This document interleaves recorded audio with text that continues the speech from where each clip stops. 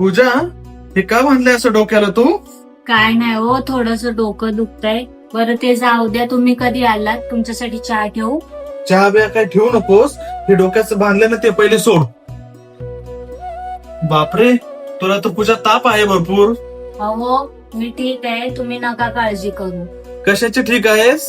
थांब, मी तुला आईला हॉस्पिटल मध्ये न्यायला सांगतो. आई, ए आई, काय रे, काय झालं? बघ ना आई, पूजाला किती ताप आलाय आणि तिचं डोकं पण भरपूर दुखतंय. ये ना थोडस बघ ना. कशाचा ताप आलाय तिला? उगे तिचे नाटक आहे तर तिचे कामाचा कंटाळा आलाय तिला. आई, मी मस्करी करायच्या मूड मध्ये नाहीये. चल, तिला लवकर हॉस्पिटल मध्ये घेऊन जाऊया. चल.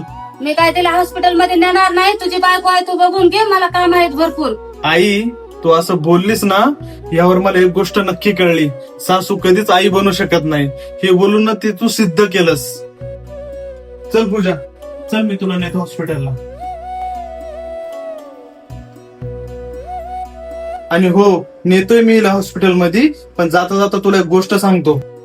या जागी जर तुझी पोरगी असते ना आणि तिच्या पायाला ठेच जरी लागली असती तर तू 10 दवाखान्यात घेऊन तिला गेली असतीस. पण ही लोकांची लेक आहे ना, म्हणून तुला तिचा त्रास कळत नाहीये.